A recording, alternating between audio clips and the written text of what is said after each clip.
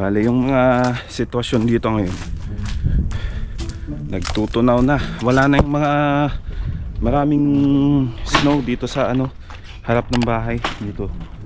Tapos ang mga snow, dating snow, nagyelo na. Kaya medyo ano na, mahirap nang maglakad-lakad, madulas. One time na malengke ako, grocery pala. Dulas ng ano, ng dinadaanan kasi nga nagyayelo na yung mga black ice ba, black ice. Okay, so papasok kami at magpapadala lang ako. Tapos maggagasolina kasi after work biyahe ako, punta akong Winnipeg dahil meron akong ihahatid doon sa airport. Uuwi siya ng Pilipinas. Sana all uwi na ng Pilipinas. Tayo, wala pa. Ayun, no? Yun ang mga sinasabi ko. Yung madudulas ka ng gano'n. Hindi, ang kasi madudulas. Madulas kasi yung mga daan niya, yung mga ganyang yelo. Madulas yan. Kaya kailangan mag-ingat din. So, pagka mga ganitong spring na talaga, hirap din. Ayun.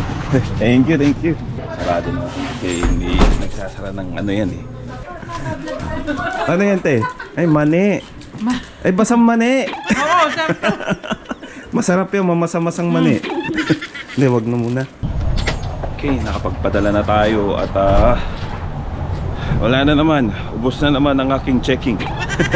Ayun, inopera na ako ng basang mani pero tinanggihan ko kasi yung kasing basang mani ko nasa Pilipinas pa.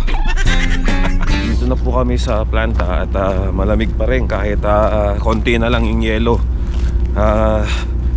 Spring na po at talagang may mga chance na mag-i-snow pa bandang May, mga ganun. Maganda na yan.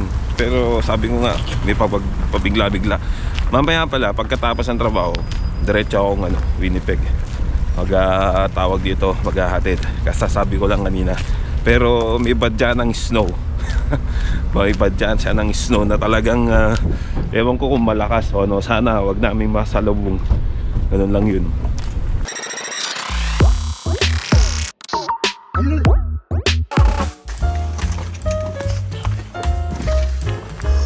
Gabi na, katatapos na ng trabaho at nag-prepare para sa biyahe.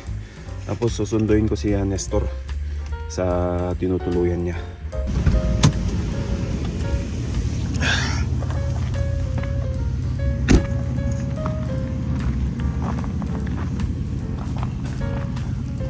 Marami yan dala?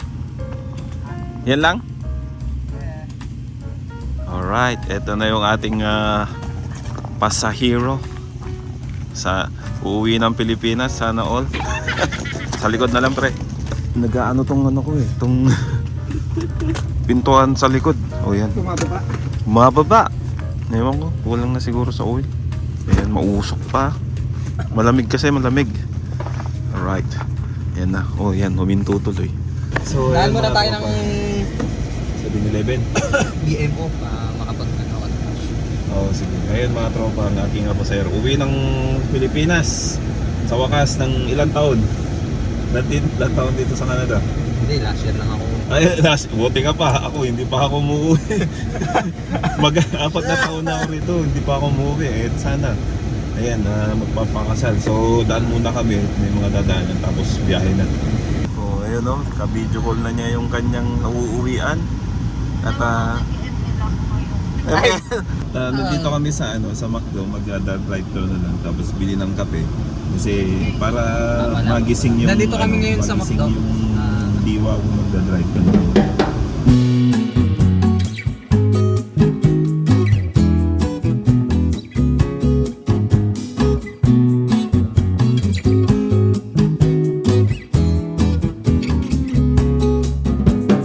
Habang nandito kami sa may highway papuntang Winnipeg kasi naiihi si Nestor, so stop muna kami dito sa may field. Pero dito may nakikita akong Aurora Borealis. Ayan. lamig kasi, malamig ngayon. So hindi siya makikita pagka ganyan. So eto sira. Sabi niya i-vlog ko daw sa umiihi. May aurora dito, so hindi nyo makikita. So ito yung picture niya, yan.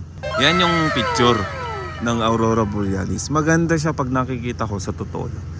Pero wala kayo makikita ngayon, daliri ko lang. Malamig, kaya lumalabas yung aurora. Malamig. Nandyan lang yan sa likod ko, nandyan. Oh!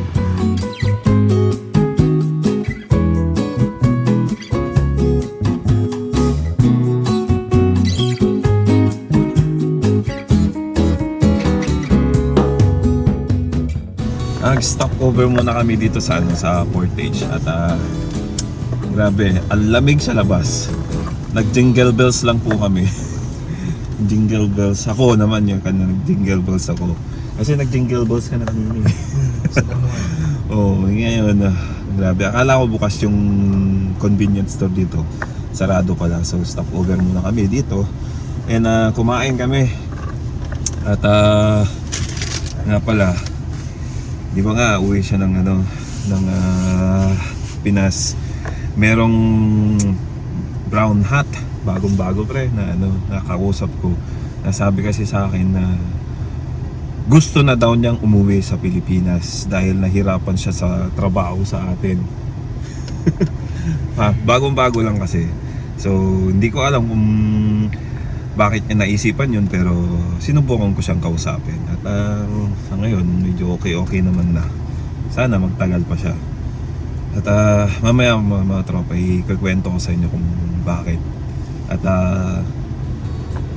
ano yung dahilan kung bakit siya umuwi. Ay, bakit siya uuwi. Sana, pero napigilan.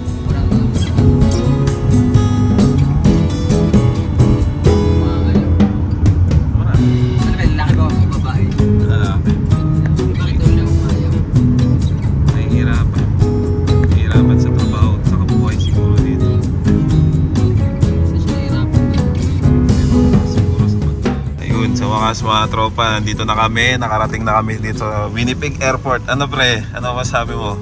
Thank you pre. Sa uulitin? Sa uulitin, thank you talaga. Kasi may pasok bukas, pero sinamahan ako ni Andoy. Oo. Kaya thankful ako sa kanya. Oo naman, walang problema yan. Ganyan din naman ng mga wala rin ako sa sakyan nun, talagang nakakailangan din eh. Wala kung sinong kakausapin ko pagka ganyang may pasok. Pero si Atoy pumayag. Thank you. Kalimutan ko ilaw pala. Wag na, late na yung ilaw eh. Ayun. Alright. Okay, at ang lamig. Tingnan mo maigi mga gamit mo. Okay na. Okay na? Pre, ingat. Oo, sige, wala problema yan. Ako, biyahe na rin ako, pauwi na rin ako. Balik na akong Winnipeg. Balik na akong Nipawa.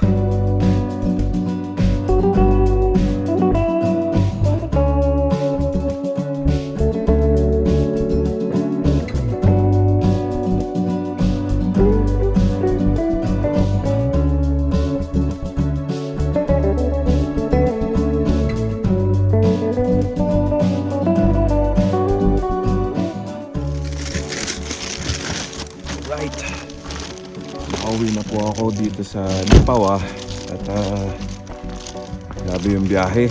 Hindi naman ako nantok pero may konti nga lang. Hindi, konting antok lang.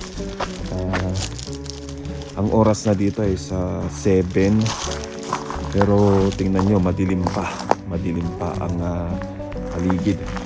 Ang sunrise sa ngayon dito, March, sunrise ngayon dito is 7:30. Yan, magsa-sunrise ang 7:30 ng 7:30. So ngayon, gagawin ko is matutulog muna kasi may trabaho pa mamaya. So mamaya ulit mga katropa.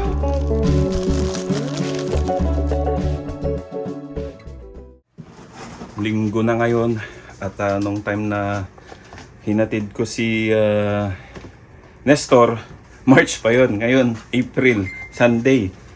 Tapos ngayon nag-general cleaning kami ni Gaylord. Ayan, naglilinis. Tapos ako, tiga-utos. Hindi, joke lang. Mamaya mag-ano kami dyan, maglilinis ako dyan. Tapos nilinis ko kasi dito. Nanggal ko yung washing machine. At saka magmamap na rin. Mahirap makahanap ng mga border na ganito. Yung yung may malasakit sa tinitirahan, ganun. So kailangan maglinis-linis din at natapos na. Tapos na kami maglinis at naligo na rin. Kasi sobrang dumi na. At yun, yung video na unang napanood nyo is yung March pa nun. Yan yung time na hinatid ko si Nestor sa airport ng Winnipeg kasi umuwi siya ng Pilipinas. Tapos meron akong nabanggit doon na merong brown hat.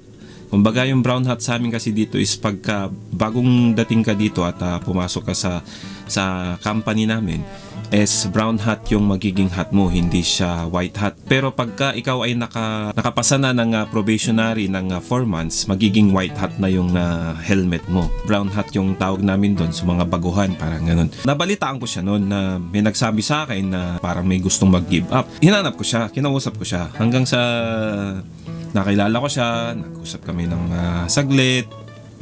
Tapos sinikayat namin na huwag kang give up kasi sayang naman yung pinunta mo dito. Kumbaga halos ilang taon mong inantay itong pagkakataon na to para makapunta ka lang dito sa Canada. Tapos sabi namin, ang daming nangangarap na makapunta dito sa Canada. Well, meron akong natanong sa kanya, kung baka naman may kaya ko sa Pinas, sabi ko. Sumagot siya, kuya, meron. So, doon na kami nagkaroon ng idea na talagang hindi talaga sa masasabi naming hindi talaga sanay sa hirap sa buhay. Yung pagpasok niya sa company namin is talagang nahirapan siya. Bata pa kasi siya, I think nasa 24 years old, pero enough na yun Kasi may nakasama ako dito sa bahay. Nung dumating siya dito is 25 years old. May mga binata rin dito, mga dalaga rin na nakakapasok dito, tapos may kaya din, pero nakakaya din naman nila yung trabaho namin sa company namin. So kumbaga tiis-tiis lang. Kasi dito, kung pangarap mo talaga makapunta dito sa Canada, titiisin mo. Kumbaga lulunukin mo yung pride mo para sa pangarap na Canada. Karamihan nga dito single na, PR na sila. Kumbaga nakatiis sila. May mga nakakausap din ako na talagang nung pag-una talaga, mga 1 month, 2 months, ganun, gusto na nilang mag-give up, gusto na nilang umuwi sa Pinas. At pagsasabihan din ng company namin na sayang din naman, tiisin mo lang. At saka nasasabi din namin na tiis lang. Nakatiis nga kami, kayo pa kaya. Ako, ilang taon na ako, nakatiis din ako dito. Hindi naman sa nakatiis, nga talagang gusto ko, pangarap ko talaga to. Kaya hinakap ko yung buhay ng Canada. So balik tayo dun sa kwento ng nakausap ko. Yun na nga, gusto daw umuwi dahil may kaya daw sa Pilipinas. Parang nababalitaan ko talagang parang ayaw niya, hindi niya kaya yung trabaho. Hindi niya kaya yung buhay Canada. Kasi masasabi kong buhay Canada, dito kasi trabaho, di ba? Pero masaya din naman kahit papaano. Nakukuha mo, nabibili mo yung mga gusto mo, nakakain mo yung mga gusto mong kainin. May pahinga din naman kami kahit papaano. May mga time din naman kaming masaya kami. Masaya din naman talaga ang buhay dito. Yun lang, kailangan mo lang magtiis para sa pangarap mo. Sa Pilipinas din naman trabaho din naman. Pag wala kang trabaho, wala kang kakainin, wala ka rin, di mo rin mabibili yung mga gusto mo.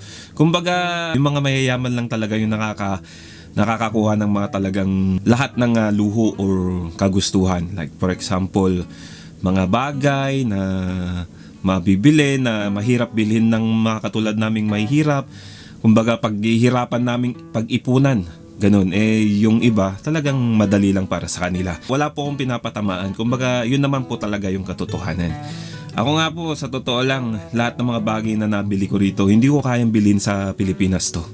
At lahat ng mga na nakain ko siguro dito or kaya kung ano man yung mga, like for example, yung medical, yung mga ganyan. Karamihan dito talagang pasasalamat sila sa medical dito sa Canada. Kasi yun nga, maganda yung naibibigay ng medical dito sa Canada.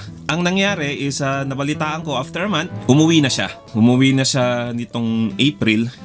At talagang hindi na niya kinaya. Wala tayong magagawa, ganun talaga. Sana wag siyang magsisi sa bandang huli. Kasi may mga kilala din akong may kaya din sa Pilipinas pero mas pinili nilang mamuhay dito sa Canada.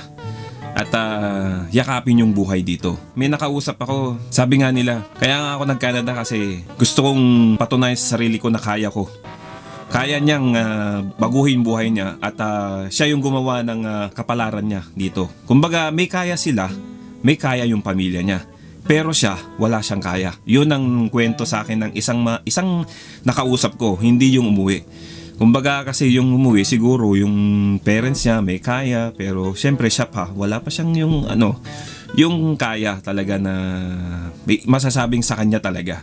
Kumbaga, nagde-depend pa siya sa kung ano yung kaya ng pamilya. Malay mo, balang araw, yung kung may businessman yung pamilya niya o at least may pamana sa kanya, pero mas mabuti kasi yung talagang ikaw mismo yung tumatayo sa sarili mo eh. Yung talagang ikaw ay nag-i-strive para sa kinabukasan mo, para sa pamilya mo.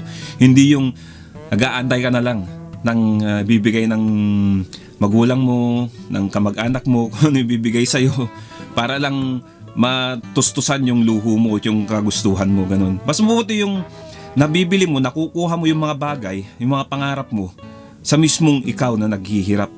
Mismong talagang ikaw yung tumatayo para sa sarili mo, para sa sarili mong pangarap. Talagang wala tayong magagawa. Umuwi na si Kabayan at hindi na kinaya yung buhay dito sa Canada. At sa totoo lang mga tropa, hindi naman sa maganda ang Canada. Kung yayakapin mo lang talaga yung buhay mo dito. Dito kasi talaga magbaback to zero ka. Professional sa Pilipinas, may mga kaya sa Pilipinas, pumupunta dito sa Canada, napapaiyak na lang kung bakit daw ganito yung buhay nila dito sa Canada kasi back to zero nga sila. Kumbaga kung ano-ano na lang yung trabaho nila, physical o mas mabigat pa dyan. So, pag tumagal ka rito, talagang makikita mo yung gandang nibibigay ng Canada para sa kinabukasan. Para sa kinabukasan ng pamilya at para sa kinabukasan ng inyong mga anak. Para sa mga nangangarap na makapunta dito sa Canada, wag lang po nating masyadong itaas yung expectation natin dito sa Canada pagdating natin agad. Alalahanin po natin na back to zero po tayo dito. Kumbaga magsisimula ka sa baba talaga. Pag nakakuha ka naman ng magandang opportunity dito, mapaayos mo na ng mga ilang taon ng buhay mo rito, magiging okay na yan. Sigurado tayo dyan. Marami dito yung mga umasenso na. Pero nagtiis sila, syempre. Nagsimula sila sa mababa. Kaya yung mga napapanood natin na mga talagang magaganda na yung mga buhay nila dito, mga nakikita natin sa mga social media, mga picture-picture, mga ganyan, na nagpapasyal-pasyal sila, kumakain sa kung saan-saan, siguro yung mga yun matagal na yun, may mga nasimulan na sila dito. Kaya kung mga bagay na talagang nakakainggit, ganun talaga, maiinggit ka pero malalaman mo yung katotohanan na mahirap din pala kasi kailangan nilang magsimula sa mababa hanggang sa makamit na nila yung na makamit na lang yung taas, yung talagang pinangarap nila at umasenso sila dito sa Canada. So hanggang doon lang mga katropa at sana nag-enjoy kayo dito sa video na to at comment lang po kayo. Paki-share tong video na to para mas marami pa pong mga kababayan natin ang makapanood at wag niyo pong kalimutan mag-subscribe. So hanggang dito na lang mga katropa. Ciao. Baby, you give me ice and fire. Ayan, inaalok ako ng basang manik. Baka mamaya, bang na-joke lang yun.